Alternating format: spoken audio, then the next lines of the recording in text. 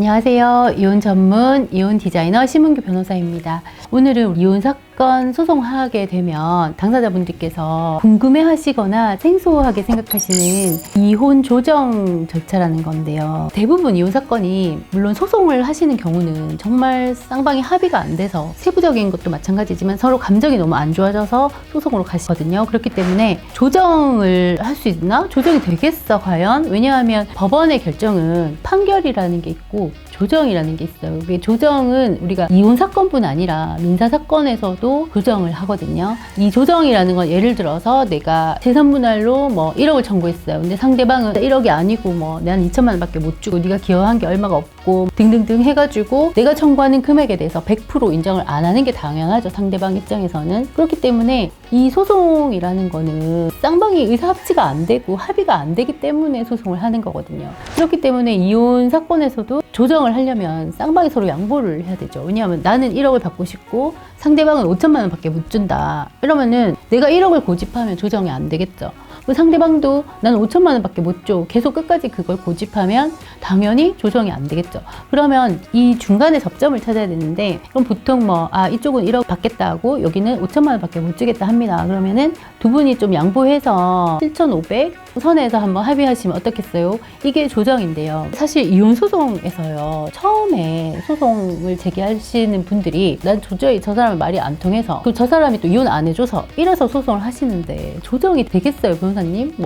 이 조정할 수가 있겠어요? 이렇게 물어보시는데요. 대부분 이혼 사건이 90%가 조정으로 끝이 납니다. 왜냐하면 저희가 이제 이혼 소송을 하게 되면은 우선 소장 접수를 하거든요. 그 소장에 들어가는 내용이 뭐냐면은 그러니까 이혼 청구하는 쪽에서 상대방이 결혼해서 이러한 점이 문제가 있고 이것 때문에 내가 힘들었고 그 상대방의 규칙 사유로 내가 이 혼인이 파탄 나서 나는 이혼 청구를 한다. 이게 이제 소장의 내용이에요.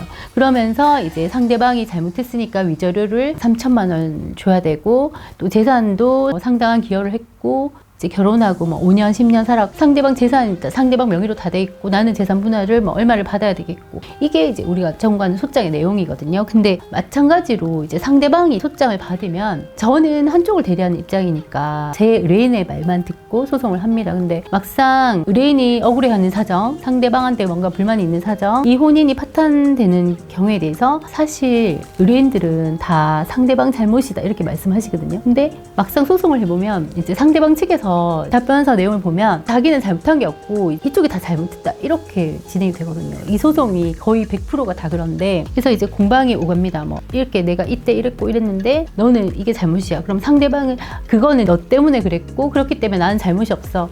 이게 사실 저희가 준비 서면으로 몇 차례 오가거든요. 그렇게 하는 과정에서 재산 분할에 관한 이제 우리 여러 가지 앞에 말했던 조회 등을 붙여서 재산이 쭉 나오게 돼요. 판사님이 이제 재산 명시 명령을 하면은 그 재산 목록이 나올 것이고 그거에 따라서 쌍방이 재산 조회를 해가지고 이제 거의 소송이 한 5-6번 재판이 진행이 되다 보면 재산 내역이 어느 정도 드러나게 되고 그리고 혼인의 이제 파탄의 책임이 누구한테 있느냐 이 부분에 대해서는요 통상적으로 몽고피고 쌍방은 각자 본인한테 유리한 얘기만 하지 서로 불리한 얘기는 절대 하지 않습니다. 그러면은 판사님 입장에서는 쌍방의 이혼 주장하는 파탄 사유가 다 틀리단 말이죠. 그러면 어느 쪽에 잘못이 있는지 이 원고와 피고 이 부부간의 결혼 생활이 어떻게 하다가 이혼 소송까지 오게 됐는지에 대해서 가사조사라는 걸 하십니다. 그게 뭐냐 하면 가사조사관이라는 분이 계세요. 법원에는 이혼 사건 같은 경우는 일반 우리가 민사 사건과 틀려서 부부 사이에 소송을 하시는 거잖아요. 그렇기 때문에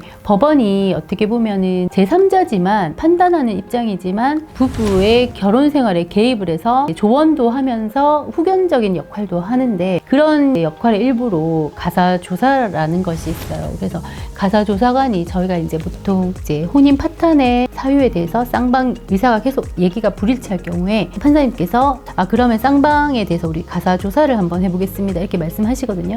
그러면 이제 가사조사라는 건 그 변호사인 소송 대리인은 뒤로 빠지고 원고 피고 부부가 각각이 이제 가사조사관과 만나서 얘기를 하는 거죠. 이제 가사조사관이 물어봐요. 뭐 결혼은 어떻게 하게 됐냐, 여러 가지 이제 부부의 결혼 생활에 대해서 되게 자세하게 질문을 하십니다. 그러면 그 질문에 대해서 당사자들이 이제 허심탄회하게 얘기를 하겠죠.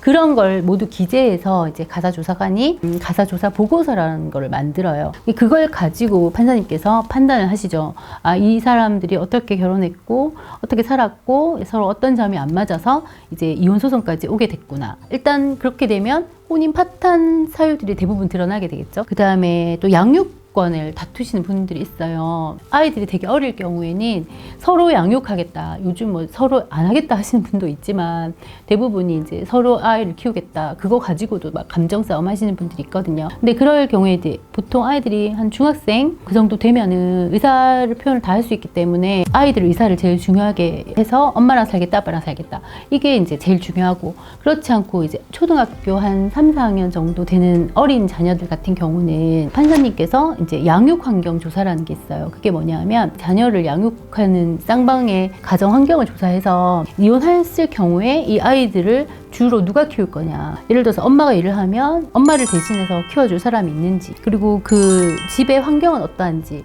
아이들이 사는 동네의 주변 환경은 어떤지, 또 초등학교와의 그런 뭐 거리는 얼마인지, 이런 거 세부적인 걸 조사하는 절차가 있습니다. 그게 양육 환경 조사라는 건데요. 물론 내가 아이를 키우고 싶다, 이게 정말 강한다 하더라도, 나가 정말 키우고 싶다 하더라도, 그럼 아이들이 다니고 있는 학교가 있을 것이고 또 기존에 형성된 교우관계가 있을 거잖아요. 그걸 이혼으로 인해서 변경이 돼서 아이들한테 줄 수 있는 충격을 최소화시키기 위해서 양육환경조사라는 걸 해서 부모가 둘 다 양육권 주장한다 하더라도 어떤 양육환경이 이 아이들한테 제일 좋은가, 이걸 판단하는 이제 그런 조사가 양육환경조사라는 게 있어요.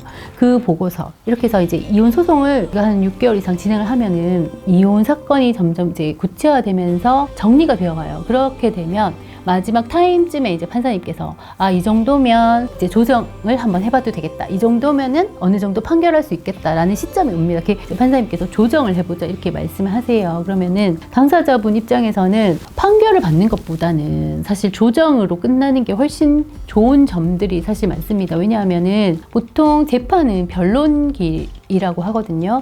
그래서 가면은 법정에서 재판을 하는데 내 사건에 할애되는 시간이 5분에서 10분 정도. 보통 이제 일반인들이 볼 때는 재판이 이렇게 금방 끝나냐 이렇게 말씀하시거든요. 근데 우리가 그 5분, 10분 저희가 재판하기 위해서는 기존에 이미 서면을 많이 냅니다. 그래서 그걸 판사님께서 다 보시고 와서 5분, 10분 재판하는 것이고요.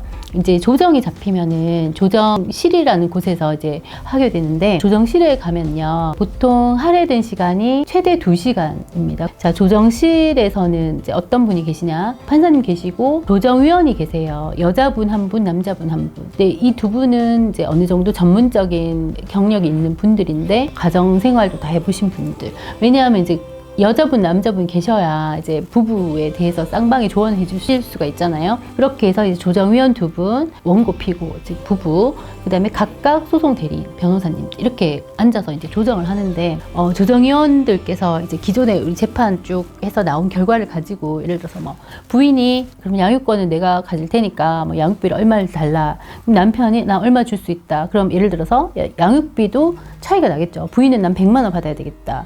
남편 50만 원밖에 못 준다. 그러면 조정위원들이 이제 얘기합니다. 아이도 한참 학교도 가야 되고 하니까 아빠가 조금 더 주세요. 뭐 엄마가 조금 양보하세요. 그래서 어느 정도 접점을 찾아주고, 재산 분할도 마찬가지예요. 그러니까 예를 들어서 뭐 부인은 나 5천만 원 주고도 나 5천만 원 받아야 된다. 남편 3천만 원밖에 못 준다. 나는 재산이 이거밖에 없고 대출도 갚아야 되고 막 이러면 조정위원들이 또 얘기를 하죠. 이게 재산이 어느 정도 되는데 부인이 이 정도 기여한 걸로 보여지니까 우리가 봤을 때 적당한 퍼센테이지는 뭐 한 20%다. 그럼 부인 입장에서는 5천만 원 다는 좀 무리일 것 같고 남편 3천만 원 준다 하니 우리 한 4천만 원 정도 하면 어떻겠냐. 이렇게 진행이 되거든요, 조정이. 그리고 또 집 같은 경우도 남편이 만약에 집을 가지고 있어요. 그러면 부인한테 이제 현금을 줘야 되겠죠. 그런데 그 집에 만약에 부인이 살고 있어요, 아이들과. 그러면은 명의는 남편 건데 이혼하게 된 부인이 자녀를 키우잖아요. 그러면 또 남편 입장에서는 자식들이 좀 성인이 될 때까지는 그 집에 좀 살게 해주고 싶다. 그럼 나중에 집을 처분하자. 이런 것도 이제 조정 조항에 넣을 수도 있고. 그래서 이제 조정을 하게 되면 사실 당사자분들이 거기서 또 이제 판사님이나 조정위원님들한테 우리가 재판 과정에서 못했던 얘기들도 많이 해볼 수가 있어요. 그렇게 해서 하다 보면은 이제 거의 90%가 조정이 됩니다. 그렇게 해서 이제 조정 절차가 끝나면 이제 각자가 합의한 내용을 조서에 작성을 해서 이제 판사님께서 조정 조서를 만들어 주시고 그게 이제 판결문과 동일한 효력이 있게 됩니다. 그래서 지금까지 제가 이혼 소송하면서 판결로 간 경우보다는 조정으로 끝난 경우가 상당히 많았고요. 조정이라는 제도가 이혼 소송은 무조건 거치게 되어 있는데 긴 시간 이혼 소송 하신 분들한테는 물론 꼭 내가 양보해서 합의한다 이런 의미보다는 긴 소송을 마무리하면서 서로 이제 상대방 얘기도 듣고 이제 어느 정도 선에서 양보를 하시고 그쯤에서 마무리하시는 게 참 좋구나 이런 생각이 들었습니다. 그래서 조정 절차에서 사실 제일 하시면 안 되는 행동이 판사님이나 조정위원들한테 말씀하시는 거에 대해서 자기 요구만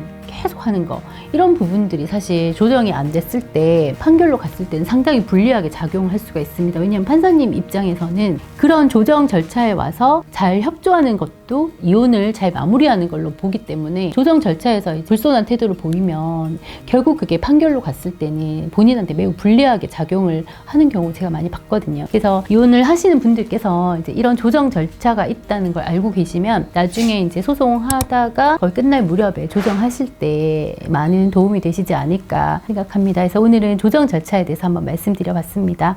네, 감사합니다.